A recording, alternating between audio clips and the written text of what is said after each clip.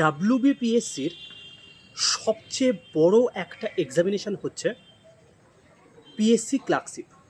এবার এই পিএসসি ক্লার্কশিপে এসে গেছে একটা বড় সংখ্যক ভ্যাকেন্সি দীর্ঘ এতদিন প্রতীক্ষার পর।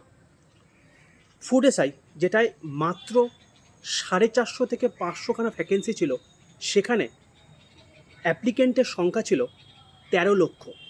যেখানে এখানে এত সংখ্যক ভ্যাকেন্সি থাকা সত্ত্বেও তার অ্যাপ্লিকেন্টের সংখ্যা কিন্তু তার থেকেও বেশি হয় বলে ধারণা করা যাচ্ছে।